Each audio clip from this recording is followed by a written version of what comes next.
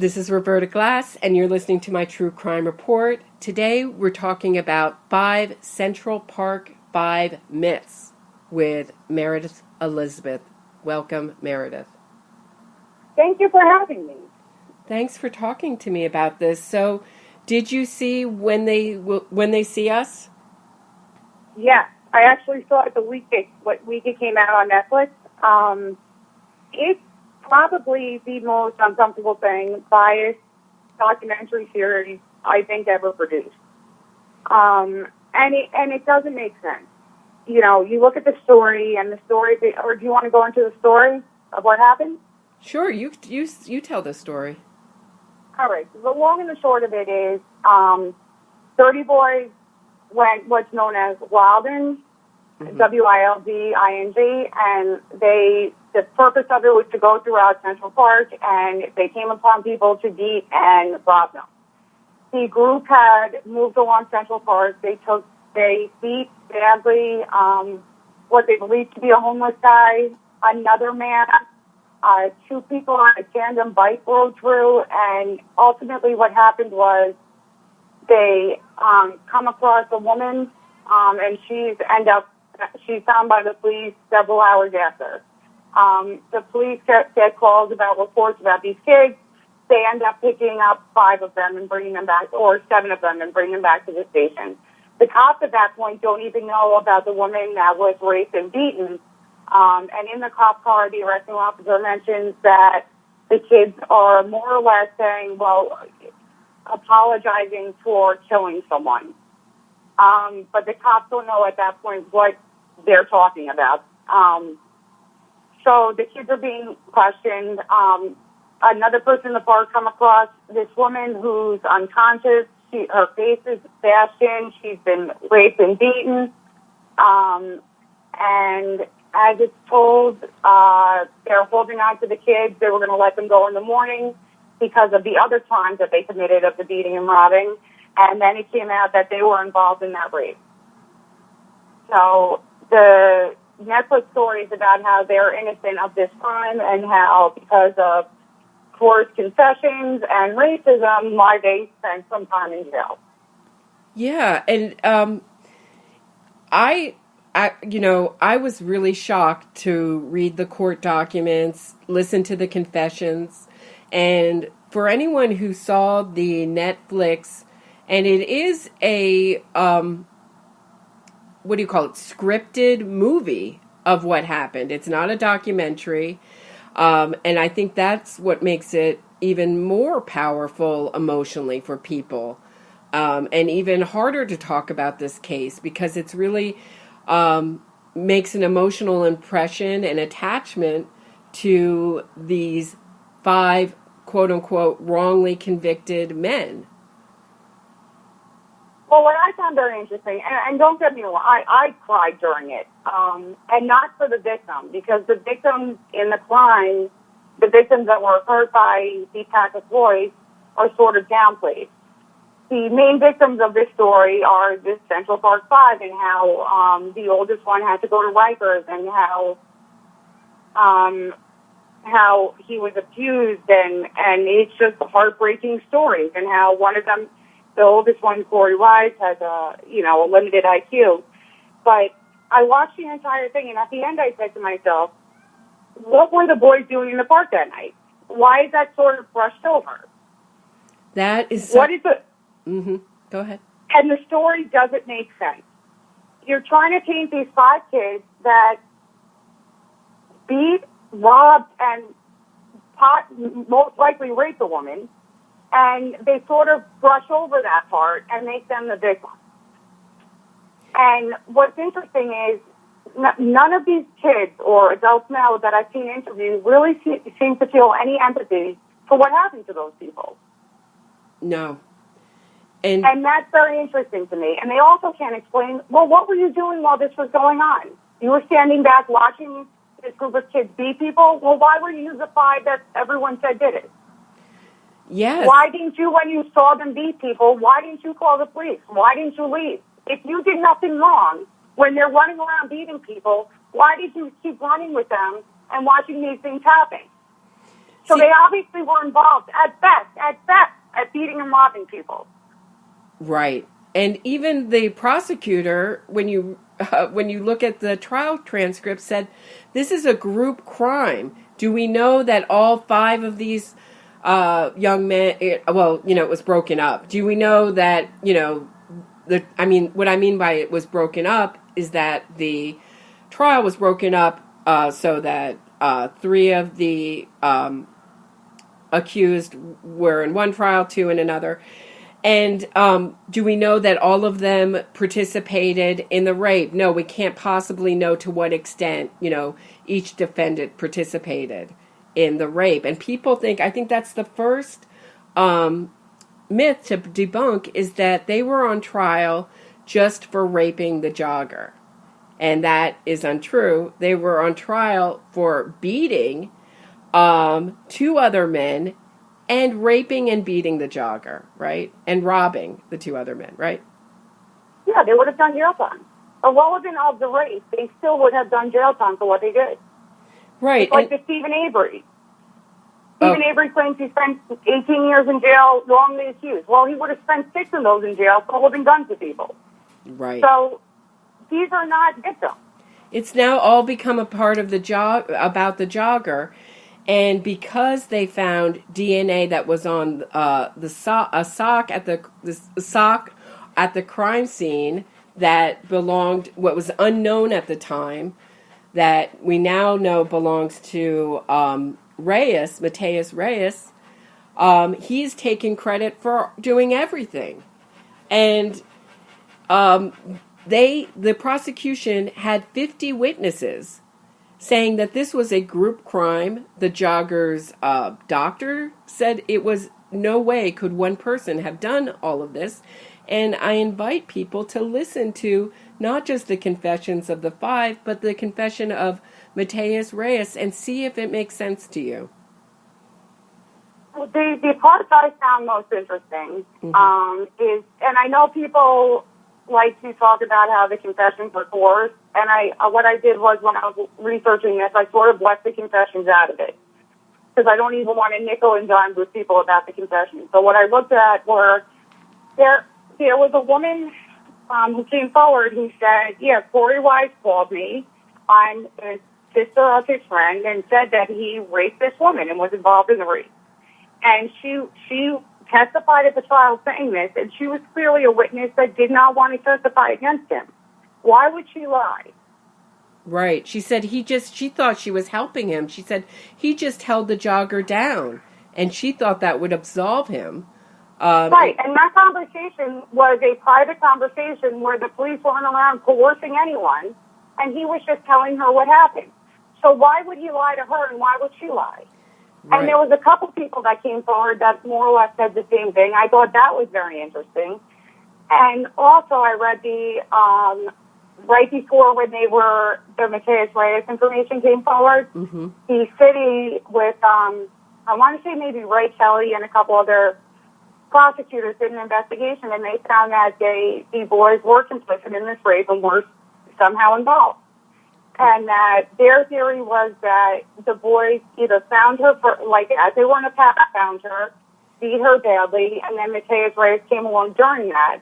Or Mateus Reyes, that the boys found her, beat her, attempted to rape her because there was semen found on their camp, which is interesting. And that Mateus Reyes and I want to say it was Kevin Richardson told the police that she belonged to the scene and said, this is where we last saw her. And the police said, no, she was found 15 feet down in the ravine. How did she get there? And Kevin Richardson said, I don't know. I just know how she got here. So another strong theory is that Mateus Reyes came stumbling along, saw part of this, and then jumped in after. And what's also very interesting is that Mateus Reyes and Corey Wise were both in Rikers. Corey Wise, even though he's depicted in, I forgot the Netflix movie name. When They See Us. When They See Us. Is depicted as having a low IQ and sort of a victim in Rikers, but in reality he actually was one of the gang leaders. He does have a lower IQ, but he seems to fare fairly well in Rikers. he came across Mateus Reyes. They claim they got in an argument over changing a TV station. And then a couple of years later, he saw him, I guess, upstate maybe. Mm-hmm. And Mateus Reyes then came forward after that. And the investigators found that there was credible evidence that Corey Wise threatened him through a number of ways and essentially said, if you didn't cop to this and say you did it alone, we're going to kill you. And Mateus Reyes had been previously, this young man. And he was serving a life sentence anyway. Right. And let's look in his past. He had raped his mother, and he had raped a woman in front of her children, a pregnant woman. And killed her, I think. And killed her. So this is a very scary human being, the kind of human being who would be capable of raping this is the jogger lost 80% of her blood. She couldn't open one eye. Other reports had one eye out of the socket. Massive, bodily wounds. They didn't think she was going to make it, right? So yeah, that's another. Right, that's another thing. They didn't know whether the jogger would live or die, or what she would, or whether she would remember anything. So what? And she didn't. She does not remember the attack, but she does believe her doctors when they say that more than one person attacked her. So, and what's also interesting is, as you bring that up, is that the police didn't know whether or not she was going to die or that she would wake up or remember. So for them to frame 5 people with the victim still alive, knowing that she could very well wake up in an hour and say, no, that wasn't them, that's a pretty dangerous game to play. Certainly. They generally don't play that. And also, the arresting officer, who you sent me a great interview about it, said that when they first started interviewing the kids, the detectives said, just hold the kids. They wanted to question the kids to see if they saw anything to do with the rape or knew who did it. They didn't figure 14, 15-year-old boys would be capable of doing what they did to that woman. Mm-hmm. But the first kid they interviewed, which wasn't part of the 5, said, I don't know anything about it. Mm-hmm. I wasn't involved in it. I don't know anything about it. The only thing I know is about the people we beat. The second kid they brought in, and they let him go. His parents were there. They gave him an appearance ticket and sent him on his way. The second kid came in, said, yeah, so-and-so and so-and-so I saw involved in the rape. It was one of the Central Park 5. And they're like, wait a minute. So the cops, when they first started questioning, didn't believe they were involved in it at all. They didn't believe they were capable of doing that sort of crime until they implicated themselves. And they questioned 7 or 8 kids that night. 3 of them said, I know nothing about this. Mm-hmm. And they let them go. And yet they were hinting in the back of the police car. They said, well, why are you out robbing and beating people? You should be at home with your girlfriend, right? And he said, I already got mine. Yeah. And that wasn't Did you just say that? In court. Yeah, he got, we got ours. It was something like that. Yeah. But at the time, the cops didn't know what they were referencing yet because they hadn't done the charter. Yeah, yeah. And they weren't allowed to enter that into court because the cops they weren't in the presence of an attorney or their parent. Mm-hmm. And the cop had asked them a question to get that answer. So that wasn't allowed to be entered into the court record. And that was, who was it? Not Anthony. Why is his name escaping me? Ramos? I don't know. Raymond. Raymond. Are you asking the cop's name? No, the kid's name. Raymond. Hold on. Raymond Santana. So, it's what's more shocking is when you actually listen to the Ken Burns documentary, and they describe the night, and they go through, and somehow they don't know why they're in the park.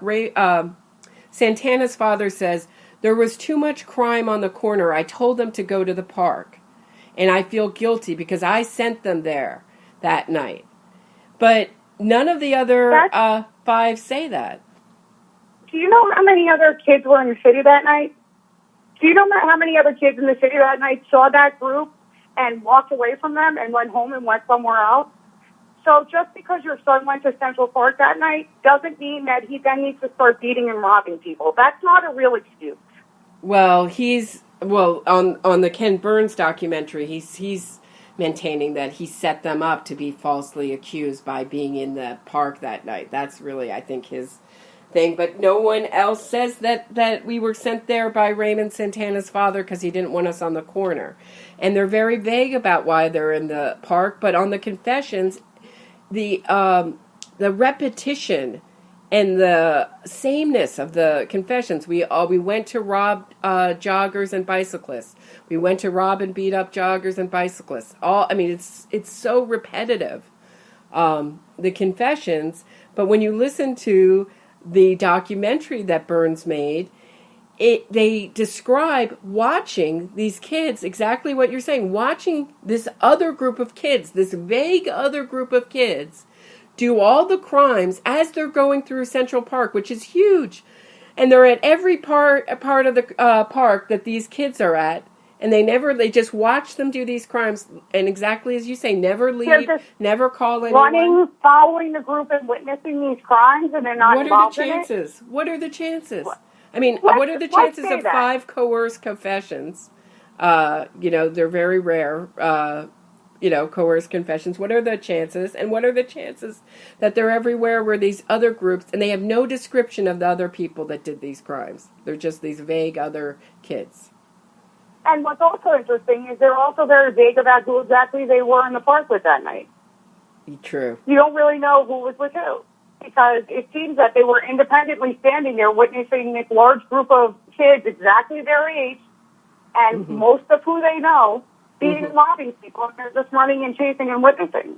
And it's absurd. And that's the thing I hear often in defense of them, is that they didn't know each other. Why would they commit a crime with kids they didn't know? And yet in the documentary, they describe exactly how they know each other. Oh, I knew this one from the corner. I knew this one from the neighborhood. I knew, so... Yeah, they all knew each other. Right. I mean, they may not have been the best of friends, no. But you also have to remember what's going on. We have a pack of dirty boys running around, hurting and beating people. So this is not an organized activity where who's doing what has been drawn out and lists have been made. This is something where we have animalistic behavior, and you are going to end up beating people with people that maybe you're not best friends with because you're in a rowdy group of boys. And another thing that's interesting was, at the time, the majority of the black community thought these boys should be locked up and put away forever, along with the majority of... This was not a race issue then. Only now are they trying to make it a race issue, but the large majority of the population felt, black, white, Latino, felt that these boys, because they were running around the park hurting people, should be locked up. This is not the average activities of an African-American man in the teenage boy in the 1980s. The vast majority of black kids in the 1980s were not beating and robbing people. So this is not a reflection of a race. It's a reflection of these specific 30 boys.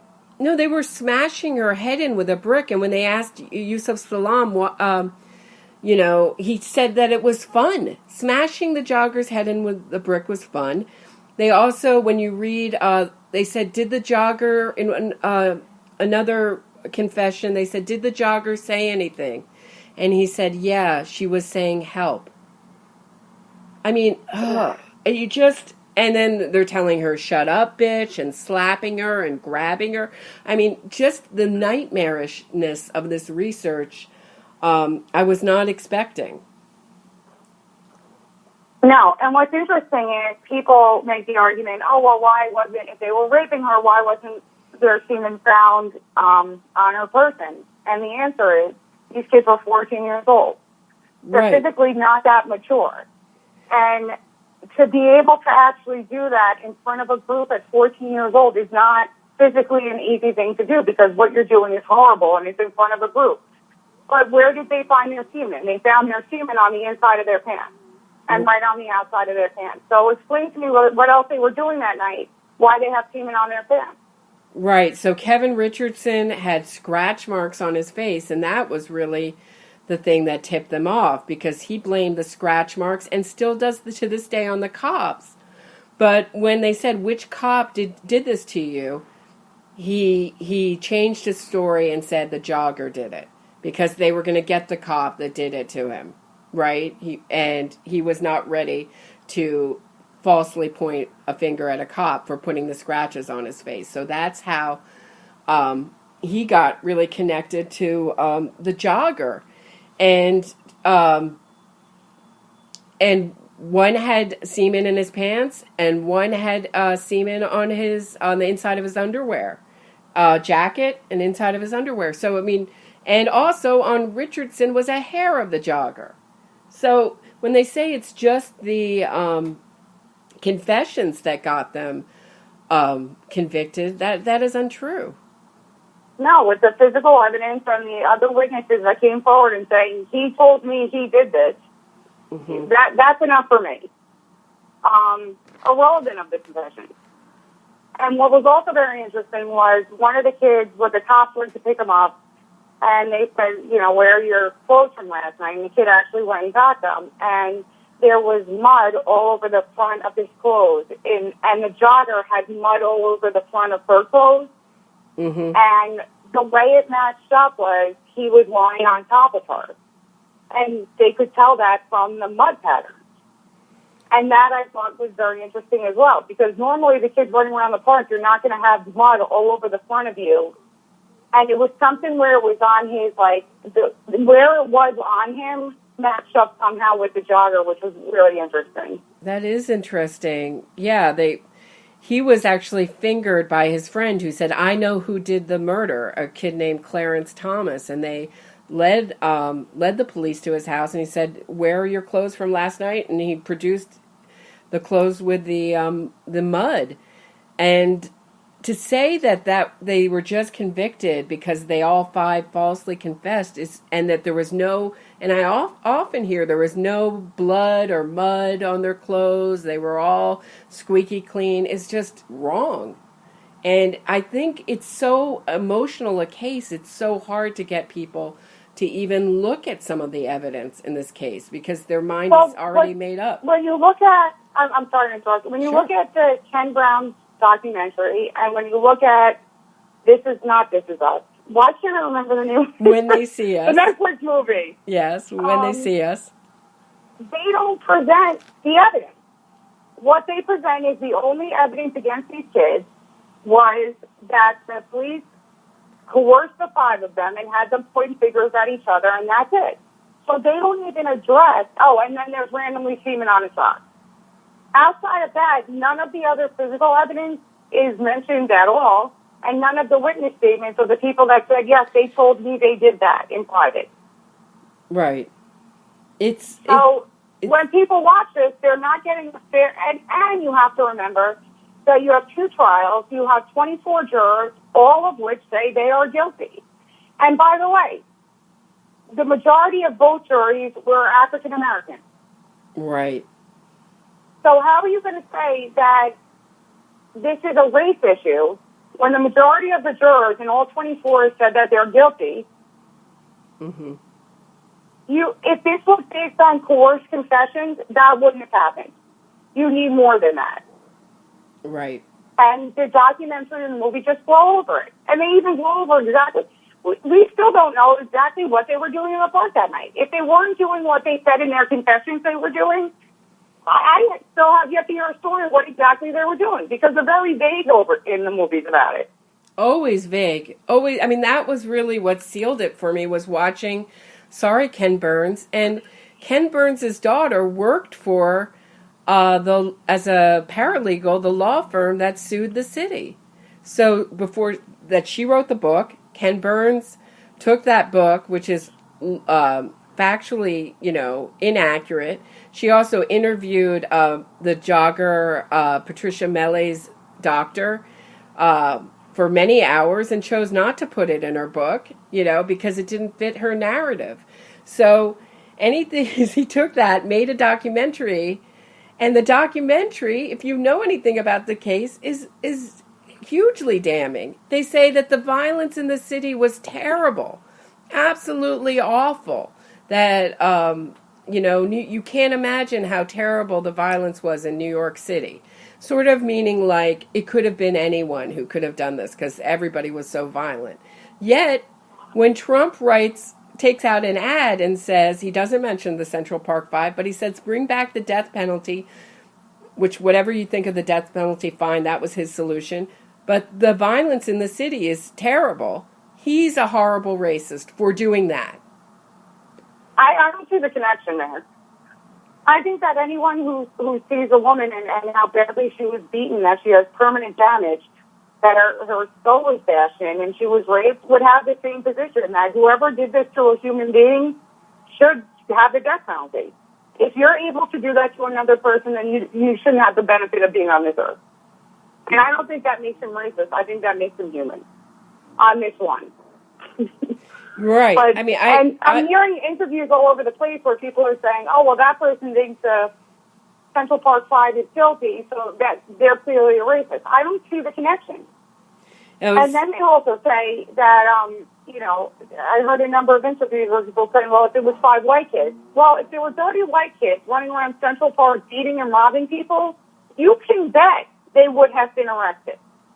And had they done that to a black woman, it would have been a federal hate crime. They would still be in jail today. So this isn't a race issue. This is a human being hurting another human being issue. And again, the vast majority of young black men in the city were not in the park beating and raping people. This was not normal behavior. This is this group of 30 kids that just happened to be bad eggs, irrelevant of their color. That's not normal.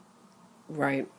And I mean, I just encourage people to look. I'll link the New York City website where you can look at the documents, the court documents.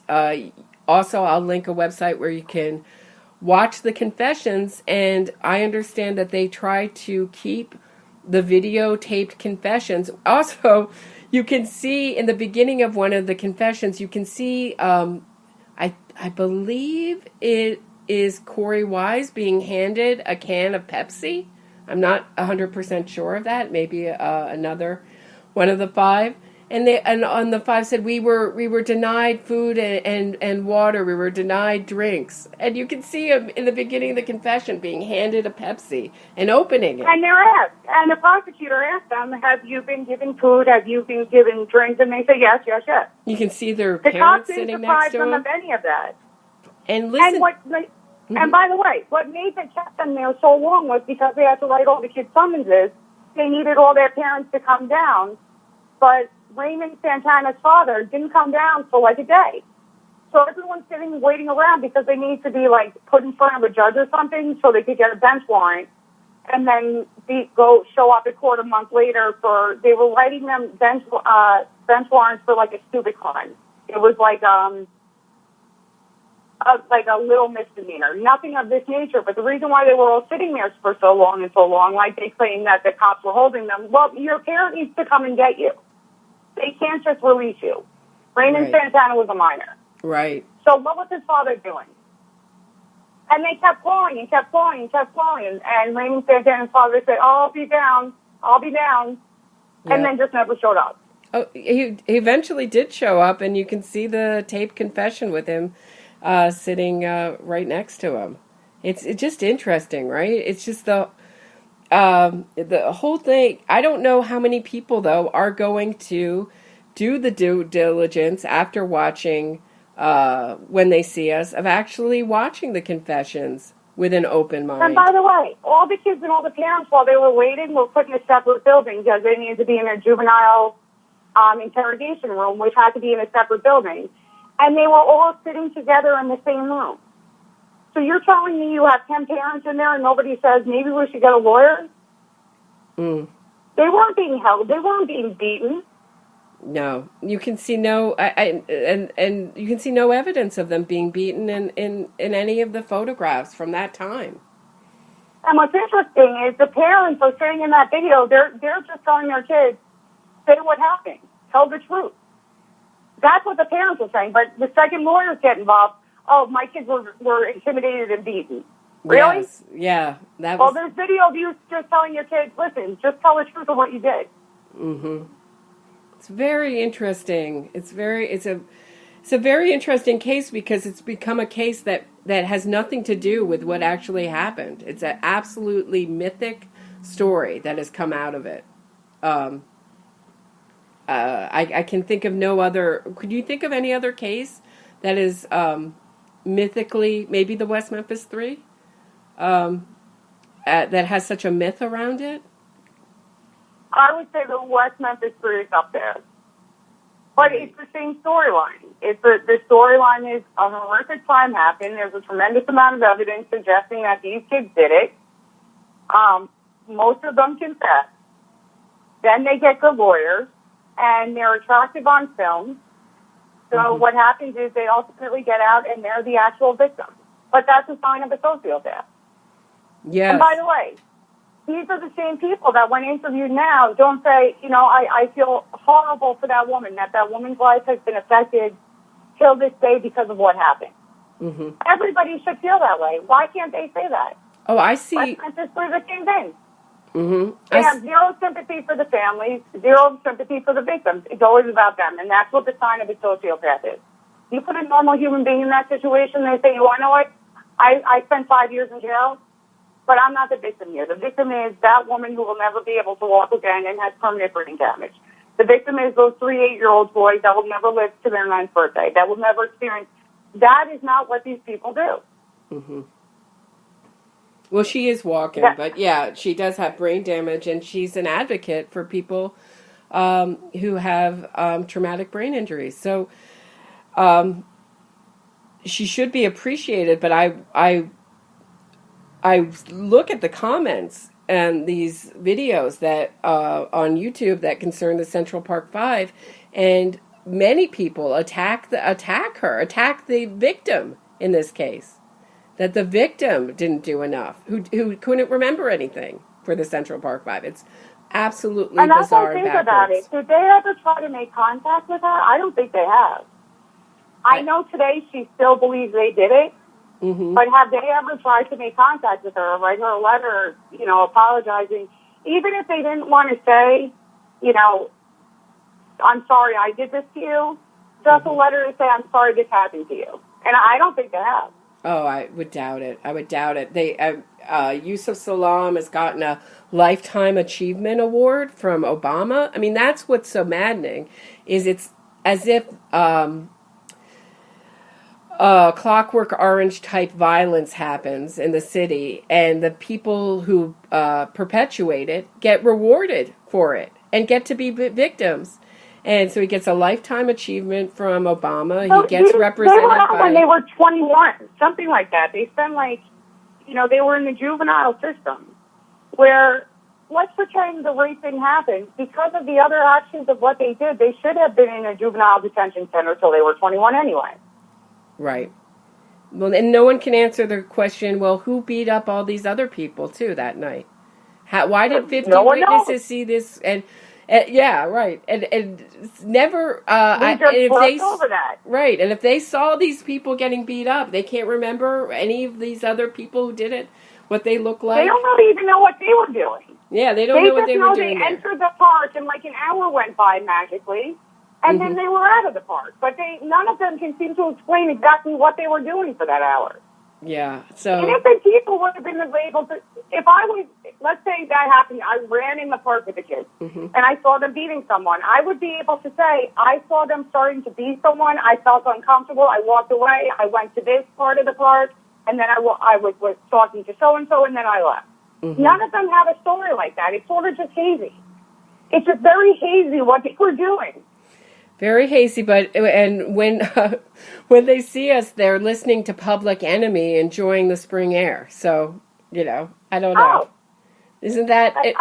Which is very ridiculous if you have any familiarity with Central Park, and I've never seen that happen, not once ever. A bunch of kids walking through, listening to music, enjoying the spring air in that way that they portray it at night. Never. People have a reason why they go somewhere or do something. They don't go to, just walk around the park and, listen to music on their boombox. Yeah, but not one of them said that they didn't witness something. Yeah, all of them said that they witnessed someone being beat or something else. Right. Not one of them said, I was walking with my buddy here, and we had a boombox listening to Public Enemy. No. And we had a nice stroll, and then we left. No, they don't say that. It was a lovely evening. They don't. All of them say they witnessed or to some degree were involved in beating and robbing people. Yeah. But the documentary, the movie the movie's very hazy about it. You see them just like being like, hey, come with us. They run into the park. You see some scenes of beating or whatever. It's very hazy. Mm-hmm. And then flash forward, and they're being picked up by the police. But it doesn't tell you what they were actually doing. No. And so that's... Go ahead. No, it's just very interesting that I would think if these kids weren't involved in any wrongdoing, they would have simply said, I didn't see any of it. Mm-hmm. And even today, say, I didn't see one person get beat. If I saw somebody getting beat, I would have called the police, something. But they can't really say what they were doing, and why is that? I think... Same thing with the West Memphis 3. They don't really remember where they were that day. They were there within 24 hours, but again, they don't really remember where they were that afternoon. The West Memphis 3 still can't get their story straight, No. Decades later. And decades later, they still can't get their story straight. One's talking on the phone. 24 hours, and that's a ridiculous amount of time to ask somebody, apparently. Within 24 hours, there's no reasonable way. There's a way you can remember what you were doing 24 hours ago. That's unreasonable, so they don't really remember what they were doing. And it's funny how there seems to be a theme of we don't really remember what we were doing 3 hours ago. We don't have any answers for you. Right, exactly. And there's also the theme of hysteria and a witch hunt sort of getting in the way of justice. And I can't recommend the Witch Hunt Narrative book by Ross Cheat or Chet. I don't know, CHEIT. He's a tenured Brown professor, which talks about court cases that have been now labeled as hysteria, come about because of hysteria, especially sexual abuse cases in the 80s. And that will really change your mind as to whether that is a, a convincing narrative. Whether hysteria plays such a part in these cases. Well, that is years later. What they do is they try to say it's part of an hysteria fad when it's actually not part of an hysteria fad. The West Memphis 3, the first time we hear about the witch hunt with the satanic panic was the Paul Ford, Jason Baldwin's attorney, mentions it in his closing argument, that these boys just got swept up in the satanic panic. Well, the satanic panic, what it was that they were accusing, teachers and nursery school and child care providers of molesting children. Not one of them were killed. Right. And then they found out that when the children were being interviewed, they were being falsely implanting memories of being molested. Right. That has nothing to do with 3 dead boys in a ditch. But what I'm saying is even that narrative... They look back and they're like, oh, they were just swept up in that. No. Right. There was actually 3 dead boys in a ditch with evidence pointing towards those 3. It has nothing to do with children and implanted memories. Those boys didn't have implanted memories because they weren't alive. Somebody killed them. Right. It has nothing to do with it. But now we look back and we like to try to pretend that, they were just swept up in that. It's because of, they need to be victims. It has to be race. It has to be intellectual ability. It has to be the poor white trash of the West Memphis 3. But in reality, a crime is committed, and evidence points specifically to you, not because of your race, intellectual ability, or anything else. And that's just part of what they like to do, and I don't understand why. And by the way, there have been satanic crimes in this country. They sure have, and even I have never been more surprised than reading the real story of McMartin's and the whole, all those daycare abuse scandals. Taken right from the court transcripts, how different that is than the way the media paints them. And I really recommend that book. I'll put it in the description, the link to that book in the description of this episode. So thank you so much, Meredith, for talking to me. Thank you for having me. Always a pleasure. Always a pleasure, too. Bye.